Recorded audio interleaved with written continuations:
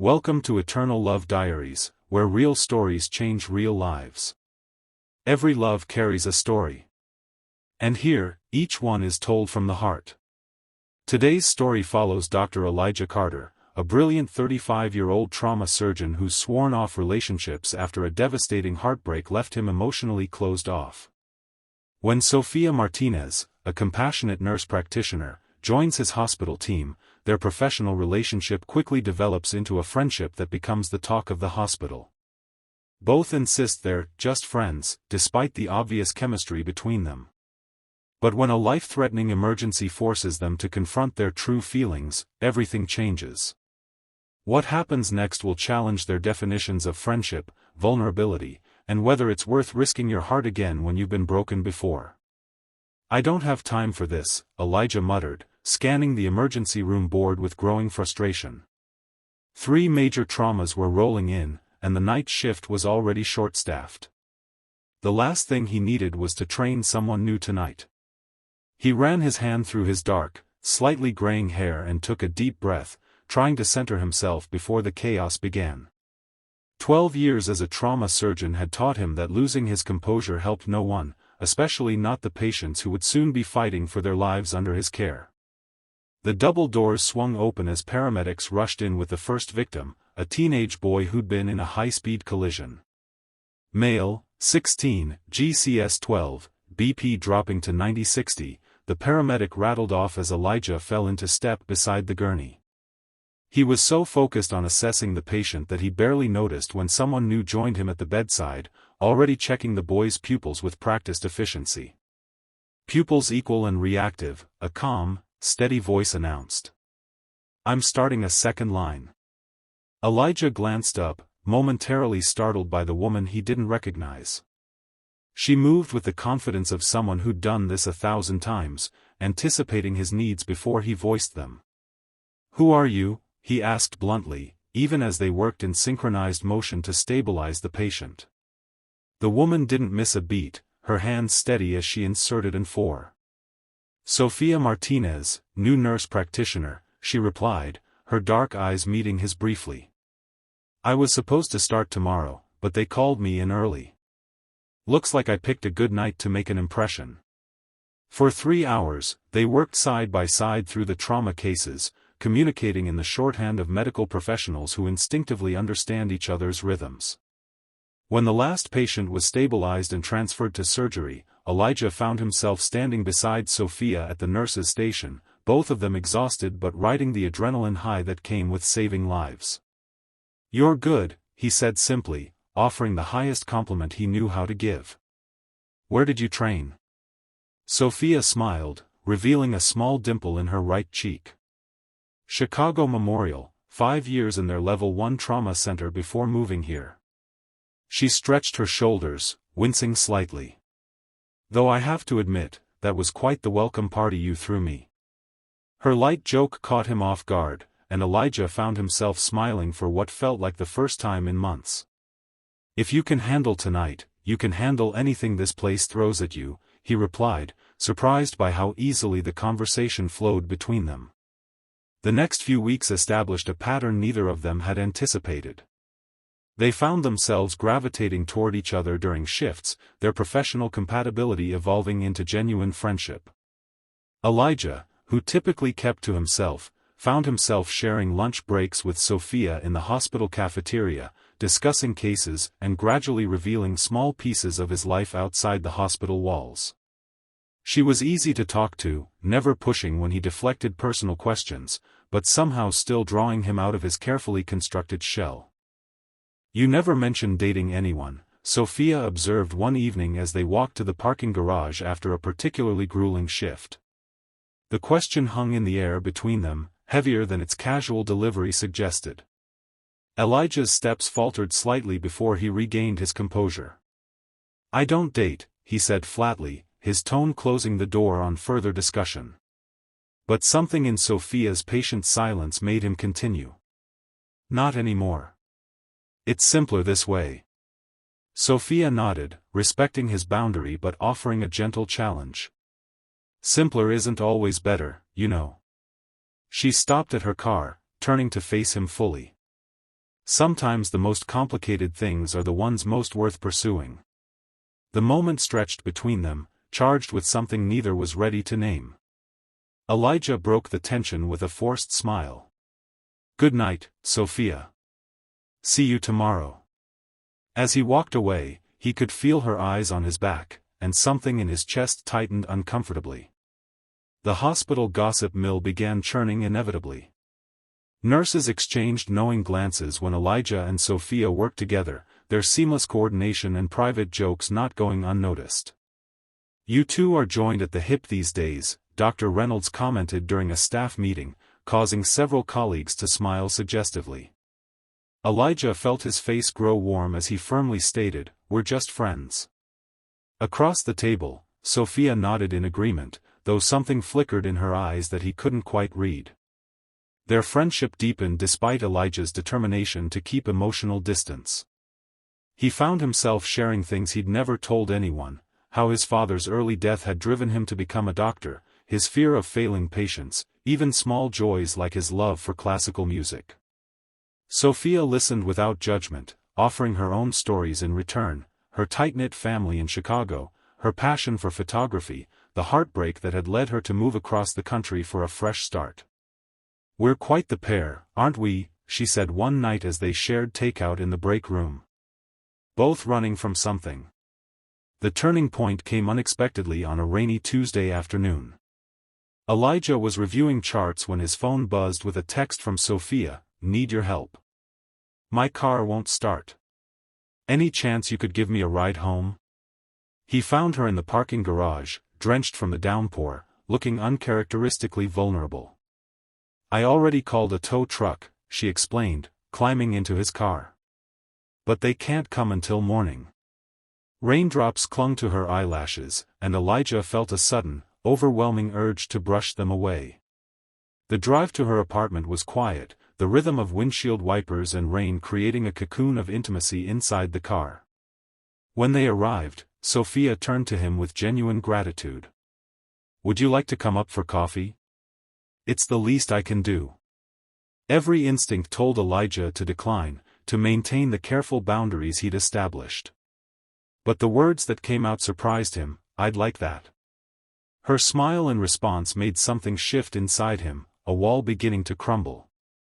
Sophia's apartment reflected her personality, warm, inviting, with photographs lining the walls and books stacked on every surface. As she made coffee, Elijah found himself drawn to a black and white photograph of a lighthouse standing defiant against crashing waves. "You took this?" he asked, impressed by the composition. Sophia nodded, handing him a steaming mug. "Photography helps me process things I can't put into words."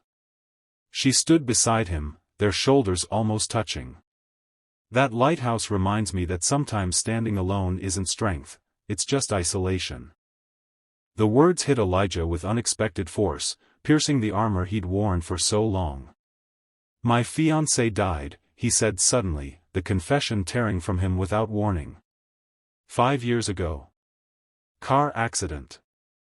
I was supposed to be with her, but I took an extra shift." The mug trembled slightly in his hand as years of unspoken grief surfaced. "I've blamed myself every day since." Sophia didn't offer empty platitudes or try to fix his pain.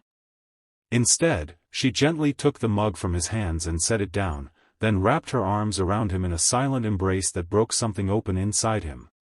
They talked for hours, the rain continuing to fall outside as Elijah finally released the story he'd kept locked away. How he'd thrown himself into work afterward, how he'd convinced himself that emotional connections were too dangerous, too painful to risk again. Sophia listened, occasionally sharing her own story of a relationship that had ended in betrayal, leaving her wary of trusting again. "We're quite the pair," Elijah echoed her earlier words, a sad smile playing at his lips. "Both hiding from life instead of living it." The next morning, something had changed between them, a new awareness that made their casual interactions charged with unspoken possibility. Colleagues noticed the shift, the way their eyes lingered on each other across rooms, how their hands sometimes brushed when passing instruments. "Just friends, huh?" Dr. Reynolds teased after witnessing a particularly intense exchange. Elijah maintained the party line, yes, just friends, but the words felt increasingly hollow, even to his own ears. 3 months into their friendship, the hospital held its annual fundraising gala. Elijah had always attended out of obligation, making a brief appearance before escaping early.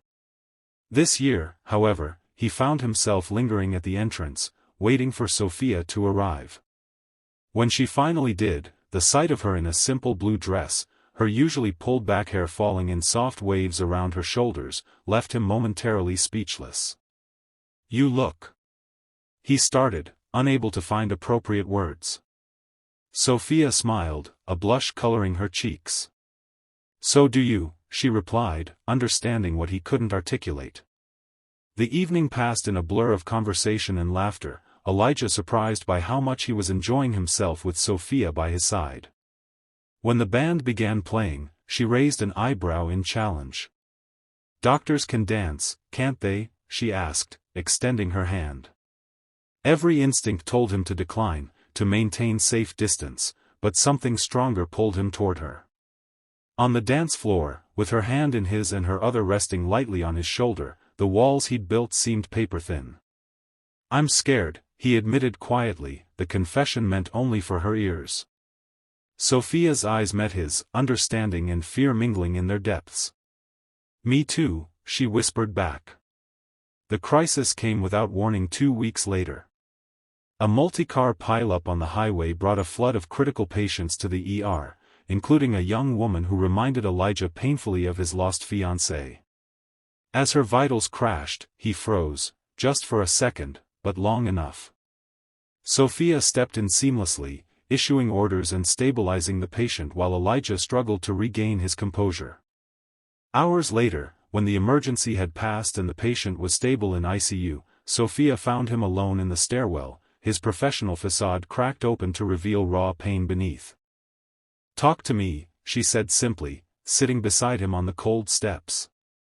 Elijah shook his head, shame and grief warring within him. "I almost lost her because I couldn't separate past from present."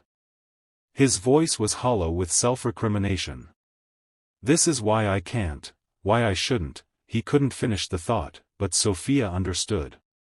"You think loving someone makes you vulnerable, makes you weaker," she said softly. "But today I watched you fight through your worst fear to save that woman. That's not weakness, Elijah. That's the kind of strength that only comes from having loved deeply."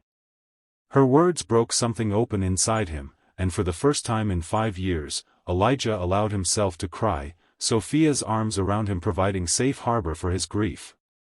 When the storm passed, he looked at her with new clarity. "I've been hiding," he admitted. "Not living." Sophia's eyes shimmered with unshed tears of her own. "We both have," she whispered. The moment stretched between them, years of held-back emotion crystallizing into a single point of possibility. Later, colleagues would debate who moved first, but in that stairwell, it didn't matter. Their first kiss was gentle, tentative, a question being asked and answered simultaneously. When they finally pulled apart, Elijah rested his forehead against hers, eyes closed as he absorbed the magnitude of what was happening. "I'm still scared," he confessed. Sophia smiled, her hand warm against his cheek. "That makes 2 of us. But I'd rather be scared together than safe apart."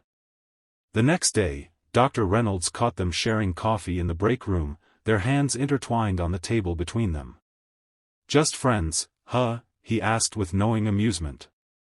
Before Elijah could respond, Sophia smiled and squeezed his hand. "Friends don't kiss like that," she replied simply, causing Elijah to laugh in a way his colleagues hadn't heard in years.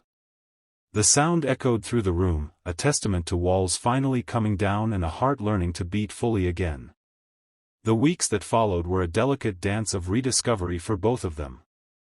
Elijah found himself experiencing emotions he'd locked away for years, joy that bubbled up unexpectedly, anticipation that made his heart race when he knew he'd be seeing Sophia, and yes, fear that sometimes threatened to overwhelm him in quiet moments.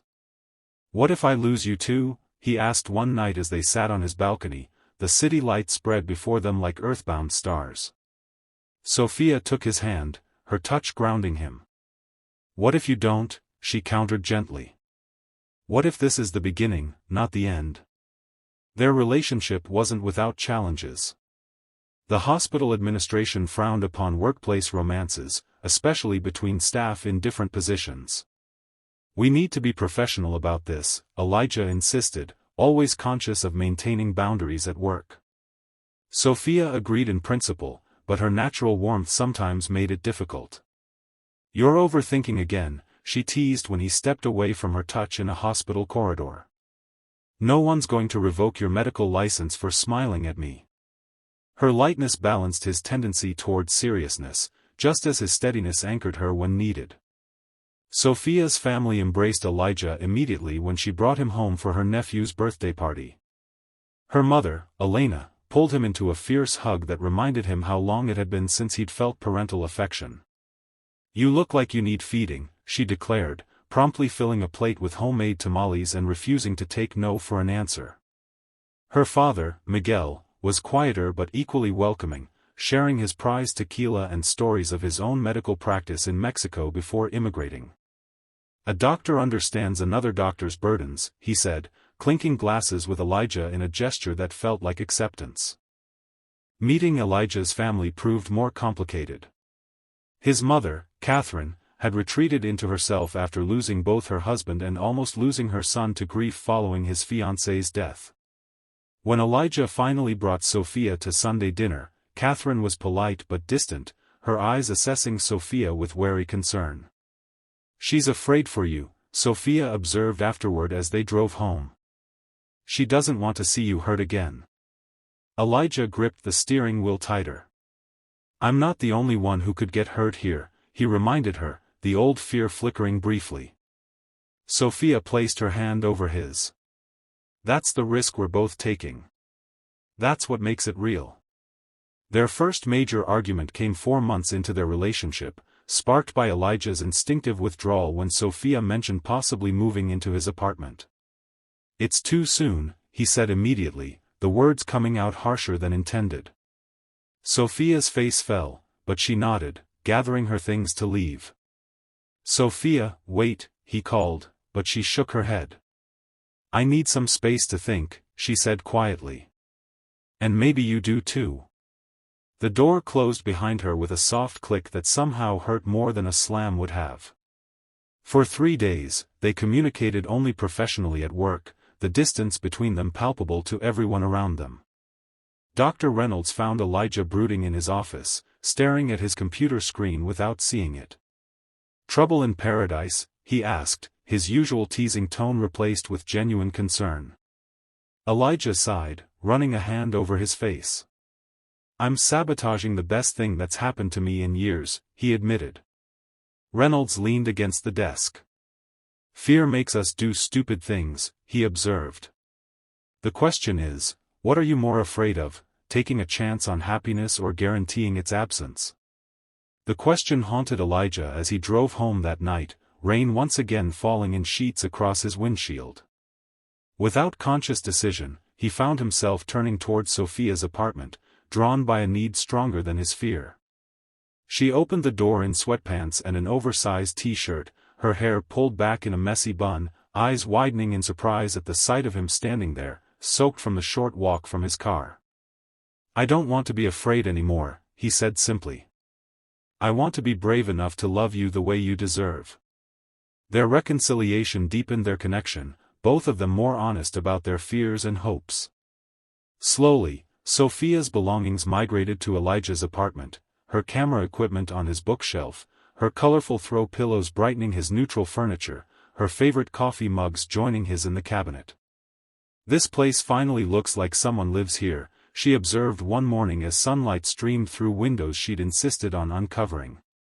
Elijah wrapped his arms around her from behind, resting his chin on her shoulder. "Someone does," he murmured. "We